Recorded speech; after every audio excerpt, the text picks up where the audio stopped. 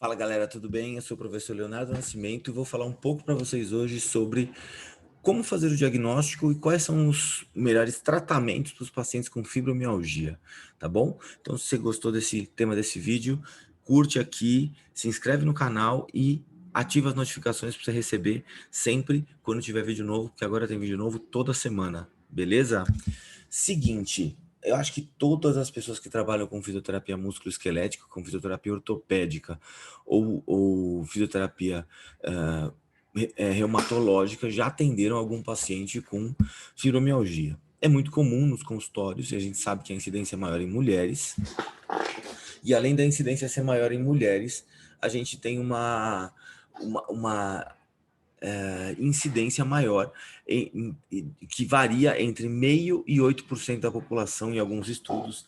Tem estudos que falam que são 2,5%. E aí a gente tem muitos fatores, muitas variáveis, né?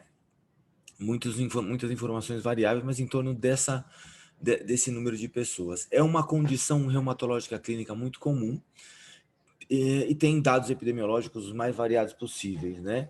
A gente tem um diagnóstico desde 1990, a partir daqueles pontos, né? Então, são pontos são 18 pontos no corpo de forma bilateral, tem que estar predominante em 3 a 4 regiões, pelo menos 11 pontos desse, né? Isso desde 1990, esse diagnóstico dessa forma. Então, a gente tem que seguir esses princípios, mas a gente tem outras coisas que podem estar associadas também. Então, a idade mais comum é entre 35 e 44 anos de idade. Alguns outros estudos falam que a partir de 20 anos de idade já tem relatos, outros estudos que a partir de 30 a 55, depende muito dos estudos. Então, mulheres na maior parte das vezes. E aí, o que a gente tem? A gente tem esses critérios que foram estabelecidos pelo American College of Rheumatology, tá? A gente tem dor difusa em 3 regiões ou 4 regiões do corpo no mínimo, tá? Pontos na região do ombro são os mais comuns, tá? Tensões na região dos ombros são as mais comuns, tá? Alterações de sono, alterações de fadiga e alterações cognitivas também devem ser consideradas no seu paciente com fibromialgia para compor o diagnóstico. O exame de termografia pode ser indicado para o diagnóstico, porque normalmente os pontos de tensão da fibromialgia são pontos que têm alterações de temperatura local, tá? E polissonografia pode ser indicada dependendo do grau de variação de sono que esse paciente tenha, tá? E critérios diagnósticos de exclusão de síndrome da fadiga crônica, síndrome dolorosa miofascial, são extremamente recomendados para você não estar fazendo bosta com o seu paciente, tá? Então, esses são os critérios que você usa para diagnosticar a fibromialgia. Agora é o seguinte, o que recomendam os guidelines em termos de tratamento?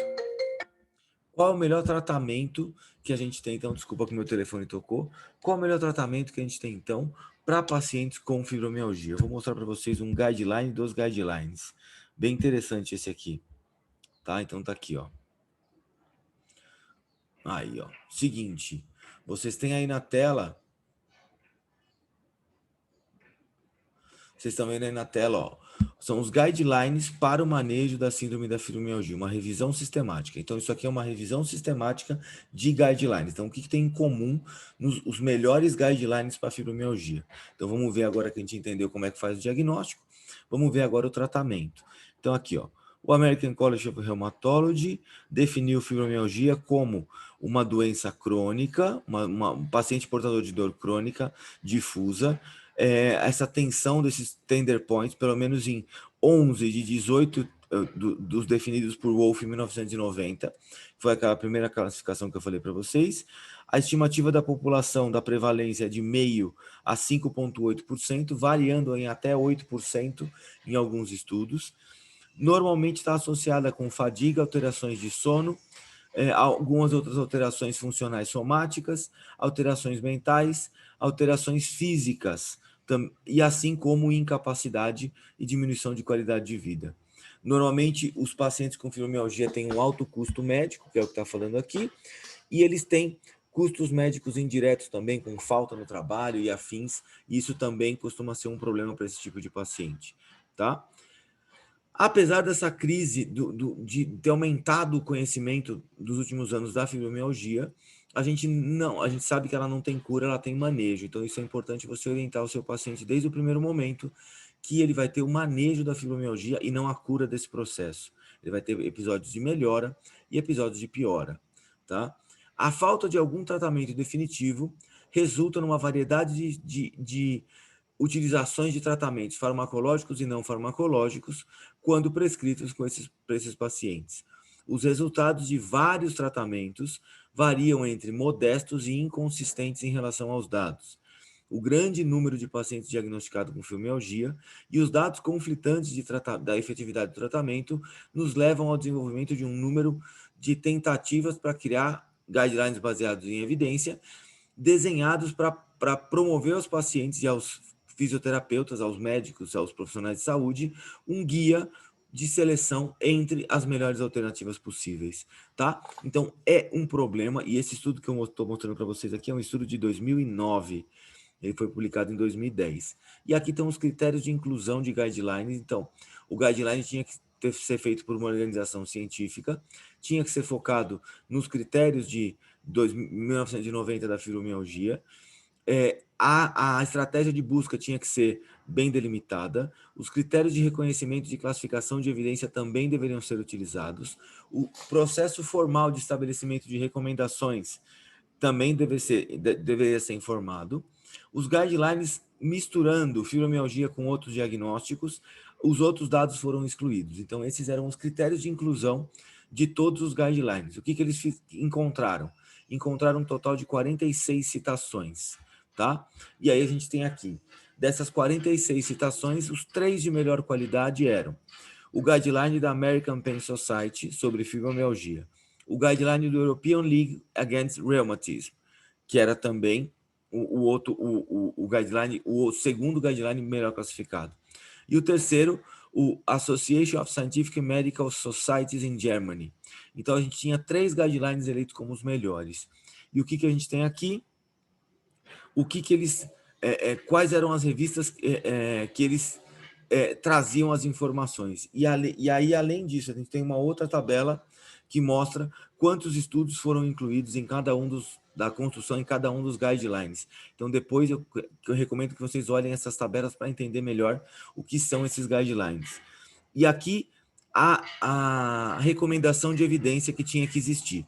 Então, evidência nível 1 eram meta-análises de múltiplos desenhos de estudos controlados. Aqui, nível 1 era estudos randomizados controlados duplo cego. E aqui eu tinha uma classificação de 1A e 1B, tá? E aí aqui 2A e 2B. E aí era 1A, estudos homogêneos, 1B, qualquer outro tipo de estudo que não eram homogêneos. E aí a gente tem nível 1 de evidência, nível 2 de evidência, 3, 4 e 5. Recomendação, a gente fala para utilizar hoje em dia, no máximo, recomendação nível 1 ou 2. Tá? Recomendação nível 3, somente se a 1 e 2 for completamente inacessível para o paciente. Essa é a recomendação da maioria dos guidelines e esse aqui vai ser esse padrão também. Tá? Os níveis de recomendação A, B, C e D, mesma coisa, a gente vai indicar no máximo até a B. Então, é evidência 1A ou 1B, ou 2A ou 2B. Esses são os tratamentos mais recomendados. E, no final das contas, quais são os tratamentos recomendados para o paciente com fibromialgia? A partir dos 3 melhores guidelines encontrados. Primeiro, e todos eles, campeão, exercício aeróbico. Todos os pacientes com fibromialgia se beneficiam de exercício aeróbico. Por quê? Por causa da liberação de adrenalina, noradrenalina, ocitocina, e os hormônios que vão ajudar a causar um pouco de bem-estar nesse paciente. Então, exercício aeróbico é uma recomendação nível 1A e isso acontece em todos os melhores guidelines do ramo. Segundo tratamento mais recomendado, Cognitive Behavioral Therapy, ou terapia cognitivo-comportamental. É importante termos um auxílio de uma equipe multiprofissional e um psicólogo é fundamental para o tratamento do paciente com fibromialgia. Então, terapia cognitivo-comportamental é a linha da psicologia que melhor atende a esses pacientes. Aí nós temos intervenções medicamentosas, amitriptilina e ciclobenzaprina, tá? Terapia multicomponente. Então, o que acontece? O paciente realizar mais de um tipo de intervenção também é recomendado. Então, fisioterapia e psicologia é uma ótima dupla, associada até com um educador físico para uma prescrição de exercício aeróbico de melhor qualidade, tá?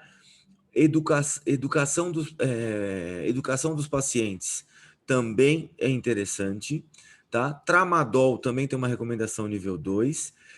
Hipnose tem uma recomendação nível 2 e outro guideline também não recomenda, tá? Massagem tem uma recomendação nível 2B, tá?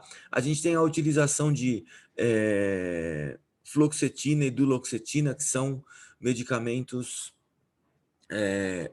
antidepressivos, que são utilizados em dosagens menores para funcionar como relaxante muscular, tá? Miozan também é utilizado, né? Eu acho que a amitriptilina ou ciclobenzaprina, um desses dois aí é o do Miozan, tá? Também é indicado. A acupuntura tem uma recomendação nível 2C, então no caso de nenhum outro tratamento pode recomendar acupuntura, e a massagem 2B.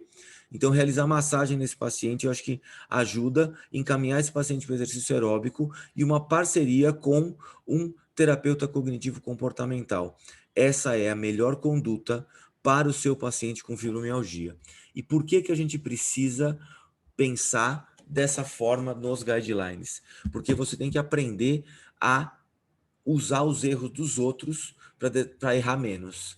Então, o que a ciência faz? A ciência testa algumas possibilidades, e essas possibilidades, quando testadas, fazem você, quando sabe fazer a leitura da ciência, errar menos. É isso que a gente tem que fazer no nosso consultório todos os dias, e por isso que eu falo que a ciência simplifica a nossa vida, e é assim que a gente tem que seguir. Maravilha? Espero que vocês tenham gostado desse vídeo de hoje, e peguem o estudo, leiam, e depois coloquem aqui nos comentários o que vocês acharam do vídeo.